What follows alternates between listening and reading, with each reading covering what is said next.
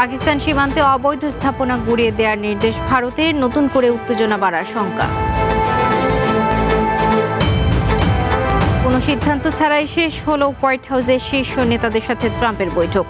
যুদ্ধ নিয়ে কাটছে না অনিশ্চয়তা। এবং লেবাননে ইসরায়েলের বিমান হামলা, অন্তত 14 জন নিহত। লিটানি নদী পার হয়ে আরও ভেতরে আইডিএফ।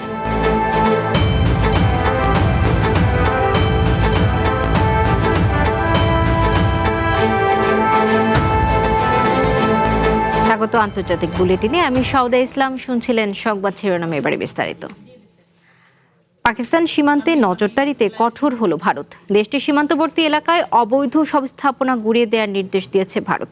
বুধবার ভারতের স্বরাষ্ট্রমন্ত্রী অমিত শাহ জানান, পাকিস্তান সীমান্ত থেকে 15 কিলোমিটারের মধ্যে থাকা অনুমোদনহীন ভবন ভেঙে ফেলা হবে। সীমান্ত অপরাধ, অনুপ্রবেশ ও চোরাচালান ঠেকানোর অংশ হিসেবে এই সিদ্ধান্ত নেওয়া হয়েছে। তবে এই পদক্ষেপের ফলে ভারত ও পাকিস্তানের মধ্যে নতুন করে উত্তেজনা বাড়ার আশঙ্কা করছে বিশ্লেষকরা। আন্তর্জাতিক সীমান্তের 0 থেকে 15 কিলোমিটার এলাকার মধ্যে অবৈধ নির্মাণের বিরুদ্ধে জিরো টলারেন্স নীতি কঠোরভাবে বাস্তবায়নের উপর জোর দিয়েছে ভারত। এ বিষয়ে সংশ্লিষ্ট কর্তৃপক্ষকে সব অননুমোদিত স্থাপনা গুড়িয়ে দেওয়ার নির্দেশ দেয় দেশটির স্বরাষ্ট্র মন্ত্রণালয়। ভারত বলছে, পাকিস্তান সীমান্ত দিয়ে অনুপ্রবেশ, মাদক চোরাচালান, অস্ত্র পাচার ও সন্ত্রাসে অর্থায়নের মতো কার্যক্রম বাড়ছে। এ কারণে সীমান্ত এলাকায় নজরদারি ও নিরাপত্তা ব্যবস্থা আরও জোরদার করা হচ্ছে। সংশ্লিষ্ট কর্মকর্তাদের সীমান্ত অপরাধ মোকাবেলায় কঠোর ব্যবস্থা নেয়ার নির্দেশ দেন দেশটির স্বরাষ্ট্রমন্ত্রী অমিত শাহ। বিশেষ করে অনুপ্রবেশ, মাদক পাচার, দখলদারি এবং আন্তঃসীমান্ত অপরাধ দমনে অভিযান বাড়ানোর কথা বলা হয়েছে। পাকিস্তান সীমান্ত ঘেঁষা রাজস্থান সফরের সময় এই নির্দেশনা দেন তিনি। ভারত ও পাকিস্তানের মধ্যে সম্পর্ক গত বছর থেকেই তীব্র উত্তেজনার মধ্যে রয়েছে। ভারত নিয়ন্ত্রিত কাশ্মীরে হামলায় 26 জন নিহত হওয়ার পর দুই দেশের মধ্যে 4 দিনের সংঘাত শুরু হয়েছিল। নিহতদের বেশিরভাগই ছিলেন হিন্দু পর্যটক। ওই হামলার জন্য পাকিস্তানকে দায়ী করেছিল ভারত, তবে এই অভিযোগ অস্বীকার করে ইসলামাবাদ। এরপর দুই দেশের মধ্যে শুরু হয় হামলা পাল্টা হামলা। এতে নিহত হয় 70 জনেরও বেশি মানুষ। ভারত ও পাকিস্তানের মধ্যে প্রায় 3300 কিলোমিটার দীর্ঘ সীমান্ত রয়েছে, যার মধ্যে বিতর্কিত কাশ্মীর অঞ্চলের সীমান্তও অন্তর্ভুক্ত। HM. Ataullah, one international desk. কোনো সিদ্ধান্ত ছাড়াই হোয়াইট হাউসের শীর্ষ নেতাদের সাথে বৈঠক শেষ করেছেন আমেরিকার প্রেসিডেন্ট ডোনাল্ড ট্রাম্প। শুক্রবারের এই বৈঠকে ইরানের সাথে যুদ্ধবিরতি বাড়ানোর সিদ্ধান্ত নেওয়ার কথা থাকলেও কোনো ঘোষণা না আসায় যুদ্ধের পরবর্তী ধাপ নিয়ে অস্পষ্টতা কাটছে না। ইরানের সাথে যুদ্ধবিরতি বাড়ানোর চুক্তি নিয়ে শুক্রবার হোয়াইট হাউসের সিচুয়েশন রুমে শীর্ষ নেতৃত্বের সাথে বৈঠকে বসেন প্রেসিডেন্ট ডোনাল্ড ট্রাম্প। গুরুতর সংকটের ব্যাপারে সিদ্ধান্ত নিতে সিচুয়েশন রুম ব্যবহার হয়ে আসায় প্রেসিডেন্টের এই বৈঠক ঘিরে দেখা দেয় ব্যাপক আলোচনা। তবে কোনো চূড়ান্ত সিদ্ধান্ত ছাড়াই শেষ হয়েছে সেই বৈঠক। প্রেসিডেন্ট ট্রাম্পের দাবি, কখনোই পরমাণু অস্ত্র না তৈরির ব্যাপারে রাজি হতে হবে ইরানকে। সব ধরনের মাইন ধ্বংসের পাশাপাশি দুই দিক থেকেই নিঃশর্তভাবে খুলে দিতে হবে হরমুজ প্রণালী। বৃহস্পতিবার হোয়াইট হাউসের বরাত দিয়ে গণমাধ্যমগুলো জানায়, যুদ্ধবিরতির মেয়াদ 60 দিন বাড়াতে সমঝোতায় এসেছে তেহরান, ওয়াশিংটন।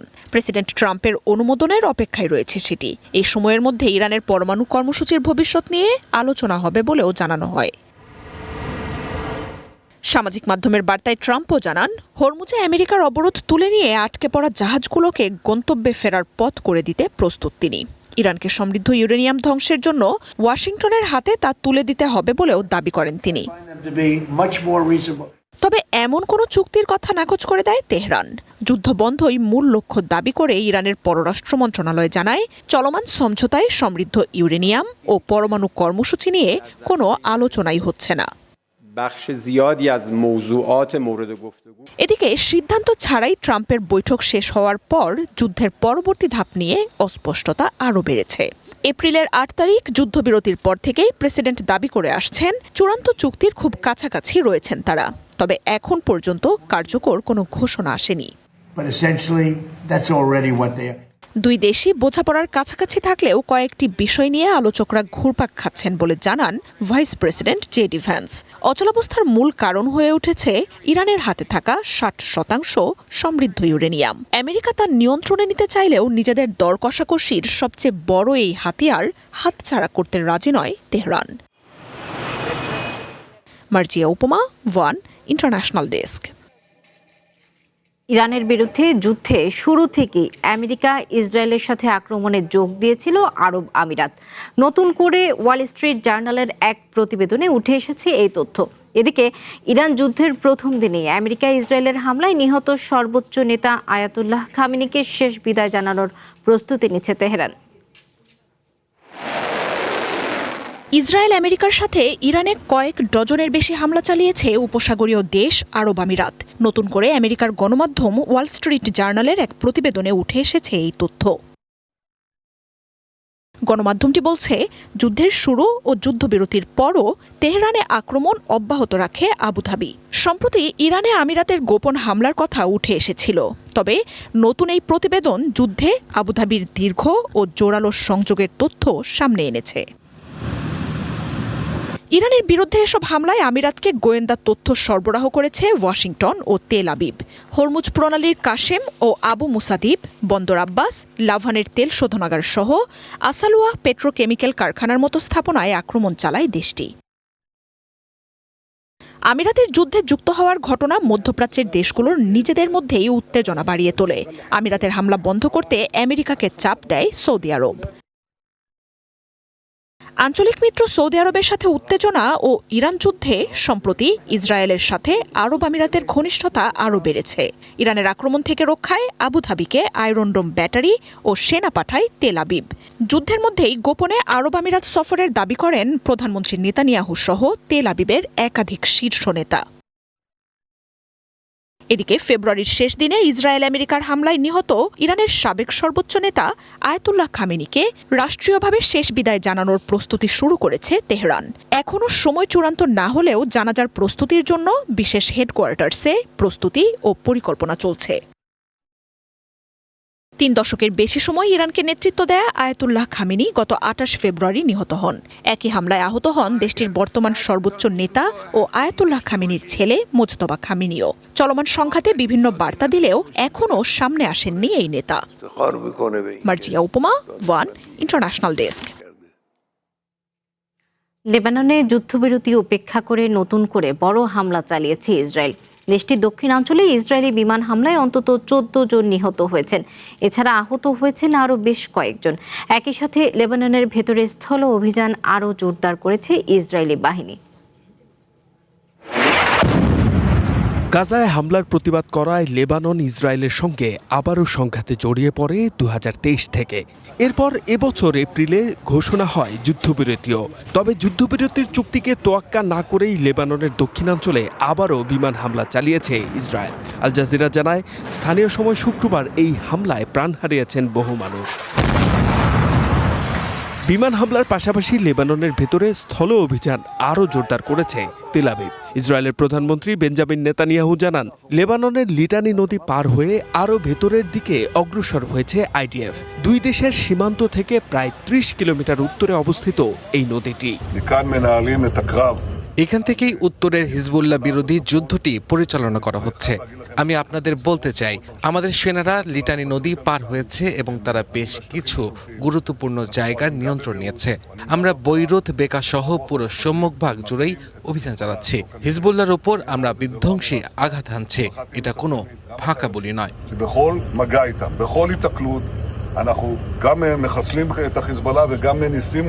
গত 17 এপ্রিল দুই দেশের মধ্যে একটি যুদ্ধবিরতি চুক্তি কার্যকর হয়েছিল। এমনকি পরোক্ষ আলোচনার মাধ্যমে গত 17 মে সেই যুদ্ধবিরতির মেয়াদ আরও 45 দিনের জন্য বাড়ানো হয়। কিন্তু সেই চুক্তিকে বুড়ো আঙুল দেখিয়ে একের পর এক হামলা চালিয়ে যাচ্ছে ইসরায়েল। এদিকে আমেরিকার পররাষ্ট্রমন্ত্রী মার্কো রুবিওর সাথে ফোনালাপ করেন লেবাননের প্রেসিডেন্ট জোসেফ আউন। তিনি স্পষ্ট জানান, যে কোনো পরবর্তী পদক্ষেপের আগে এই মুহূর্তে যুদ্ধবিরতি কার্যকর করা সবচেয়ে জরুরি। তবে চলমান এই সংকটের জন্য সশস্ত্র গোষ্ঠী হিজবুল্লাহকে দায়ী করে তাদের হামলা বন্ধের আহ্বান জানিয়েছে ওয়াশিংটন। অন্যদিকে জাতিসংঘ বলছে, অনবরত হামলার কারণে যুদ্ধবিধ্বস্ত এলাকায় জরুরি উদ্ধার কাজ এবং ত্রাণ পৌঁছানো অসম্ভব হয়ে পড়েছে। বিশেষ করে নাবাতিয়া অঞ্চলের মারজাউন এলাকার একটি গুরুত্বপূর্ণ সড়ক ক্ষতিগ্রস্ত হওয়ায় থমকে গেছে চিকিৎসা সেবা। এই সড়কটি দিয়েই মূলত আহতদের হাসপাতালে নেওয়া এবং নিত্য প্রয়োজনীয় জিনিসপত্র সরবরাহ করা হতো। এদিকে বারবার এলাকা ছাড়ার নির্দেশে চরম বিপাকে পড়েছেন সাধারণ মানুষ। প্রাণ বাঁচাতে ঘরবাড়ি ছেড়ে পালালেও নিরাপত্তা পরিস্থিতির কারণে আবার তাদের ফিরতে হচ্ছে অনিশ্চয়তায়। H M Ataullah, one international desk. আন্তর্জাতিক বুলেটিনে নিচ্ছে একটি বিরতির সাথেই থাকুন। একটি দেশের ভবিষ্যৎ গড়ে ওঠে তার ভিত্তি থেকে। তাই বিশ্বখ্যাত জার্মান VRM প্রযুক্তিতে কনফিডেন্স সিমেন্ট নির্মাণ করেছে নতুন প্ল্যান্ট। ইন্দোনেশিয়া থেকে আমদানিকৃত A গ্রেড ক্লিংকারের সমন্বয়ে উৎপাদিত কনফিডেন্স সিমেন্ট কোয়ালিটি অ্যাসিওরেন্স ল্যাবে পরীক্ষিত প্রতিটি কণায় নিশ্চিত করা হয় সর্বোচ্চ মান। আর এই A গ্রেড ক্লিংকারের কনফিডেন্স সিমেন্ট পৌঁছে যাবে বাংলাদেশের প্রতিটি শহর ও গ্রামে, প্রতিটি প্রান্তে, বাংলাদেশের হৃদয় জুড়ে।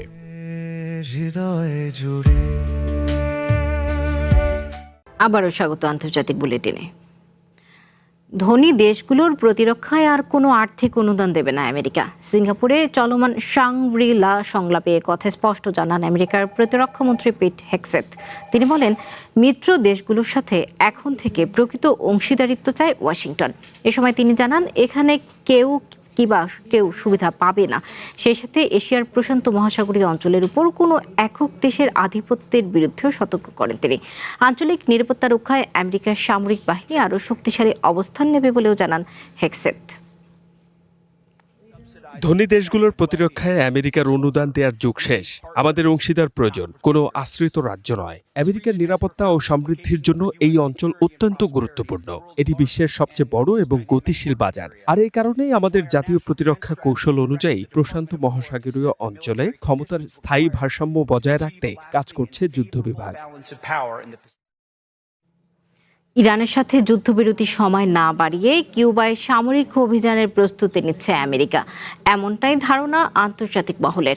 কারণ সম্প্রতি ক্যারিবীয় অঞ্চলে একাধিক রণতরী, সেনা এবং যুদ্ধ বিমান মোতায়েন করা শুরু করেছে ওয়াশিংটন। ফলে ভেনেজুয়েলার পর অঞ্চলটির আরেক দেশ কিউবায় সামরিক অভিযানের সংখ্যা আরও জোরালো হয়ে উঠেছে।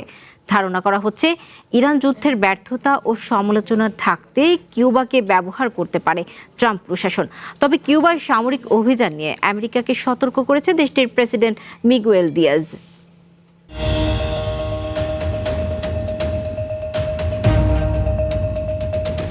ভেনেজুয়েলার মতোই ক্যারিবিয়ান আরেক দেশ কিউবাকে ঘিরেও একই সামরিক তৎপরতায় নেমেছে আমেরিকা। অঞ্চলটিতে পৌঁছেছে আমেরিকার রণতরী USS নিমিটস। এছাড়াও ১৫০০-এর বেশি মেরিন সেনা নিয়ে ক্যারিবীয় অঞ্চলের দিকে রওনা হয়েছে রণতরী USS কিয়ারসার্চ।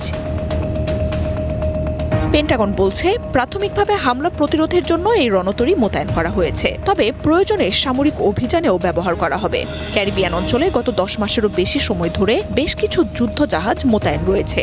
অঞ্চলটিতে সাম্প্রতিক সেনা তৎপরতা আমেরিকার আরেকটি সামরিক অভিযানের জল্পনা বাড়াচ্ছে। ওয়াশিংটনের নজিরবিহীন গোয়েন্দা নজরদারির তথ্যও উঠে আসছে গণমাধ্যমগুলোতে। ইরান যুদ্ধ শুরুর পর থেকেই কিউবাকে ঘিরে হুমকি, হুঁশিয়ারি আরও বাড়িয়েছেন প্রেসিডেন্ট ট্রাম্প। তেহরানের পর হাভানাকে লক্ষ্যবস্তু বলেও জানান তিনি। তবে ইরান যুদ্ধের অচলাবস্থা ও সমালোচনা থেকে বিশ্বের দৃষ্টি ফেরাতে কিউবায় যে কোনো দিন অভিযান হতে পারে বলে শঙ্কা দেখা দিয়েছে।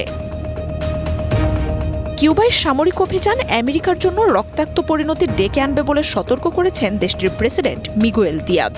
সশস্ত্র মহড়ায় নেমেছে দেশটির সামরিক বাহিনী। গত জানুয়ারি থেকে আমেরিকার অবরোধে জ্বালানি সংকটে কিউবার অভ্যন্তরীণ পরিস্থিতি ভেঙে পড়ার মুখে। মেক্সিকো, চায়না, রাশিয়ার মতো মিত্রদের ত্রাণে ট্রাম্প প্রশাসনের বিরুদ্ধে প্রতিরোধ ধরে রেখেছে হাভানা। এর মধ্যেই গত সপ্তাহে দেশটির সাবেক প্রেসিডেন্ট রাউল কাস্ট্রোর বিরুদ্ধে ফ্লোরিডার আদালতে অভিযোগ দায়ের করে ট্রাম্প প্রশাসন। এদিকে উত্তেজনার মধ্যেই কিউবায় আমেরিকার ঘাঁটি গুয়ান্তানামো বেতে হাভানা ও ওয়াশিংটনের শীর্ষ নেতারা বৈঠক করেছেন। অপারেশনাল সিকিউরিটি নিয়ে আলোচনায় শুক্রবার বিরল এই বৈঠকে বসেন আমেরিকার বাহিনীর জেনারেল ফ্রান্সিস ডনোভান ও কিউবার জেনারেল রবার্তো ল্যাগ্রা। আমেরিকার সামরিক অভিযান চালালে কিউবা গুয়ান্তানামো ঘাঁটিতে ড্রোন আক্রমণের প্রস্তুতি নিচ্ছে, এমন খবরের মধ্যেই এই বৈঠকের তথ্য উঠে এসেছে। মার্জিয়া উপমা, ওয়ান ইন্টারন্যাশনাল ডেস্ক। আন্তর্জাতিক বুলেটিনে নিচ্ছে আরও একটি বিরতি, সাথেই থাকুন। একটি দেশের ভবিষ্যৎ গড়ে ওঠে তার ভিত্তি থেকে, তাই বিশ্বখ্যাত জার্মান ভিআরএম প্রযুক্তিতে কনফিডেন্স সিমেন্ট নির্মাণ করেছে নতুন প্ল্যান্ট। ইন্দোনেশিয়া থেকে আমদানিকৃত এ গ্রেড ক্লিংকারের সমন্বয়ে উৎপাদিত কনফিডেন্স সিমেন্ট কোয়ালিটি অ্যাসিওরেন্স ল্যাবে পরীক্ষিত প্রতিটি কণায় নিশ্চিত করা হয় সর্বোচ্চ মান। আর এই এ গ্রেড ক্লিংকারের কনফিডেন্স সিমেন্ট পৌঁছে যাবে বাংলাদেশের প্রতিটি শহর ও গ্রামে, প্রতিটি প্রান্তে, বাংলাদেশের হৃদয় জুড়ে।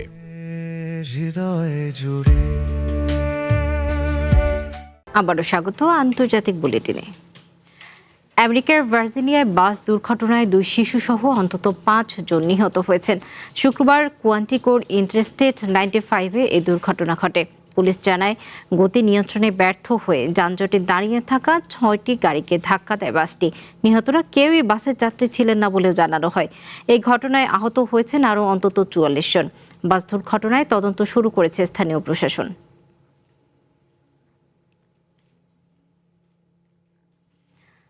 ভারত সফরে যাচ্ছেন মিয়ানমারের প্রেসিডেন্ট মিং অং হ্লাইং। বেসামরিক সরকার প্রধান হিসেবে দায়িত্ব নেওয়ার 2 মাসের কম সময়ের মাথায় শনিবার দিল্লি সফরে যাচ্ছেন সাবেক এই সেনাপ্রধান। 5 দিনের সফরে প্রধানমন্ত্রী নরেন্দ্র মোদীর সাথেও বৈঠক করবেন তিনি। প্রতিবেশী দেশটিতে বিরল খনিজ খাত সহ চায়নার আধিপত্য কমাতে দিল্লি এই সফরকে ব্যবহার করতে পারে বলে জানাচ্ছে রয়টার্স। রাখাইনে আরাকান আর্মি ও চীন আর্মড গ্রুপকে মোকাবিলায় ভারতের সহায়তা চাইতে পারেন Min Aung Hlaing. President Xi Jinping এর সাথে বৈঠকে শিগগিরই বেইজিং সফরের কথা রয়েছে তার।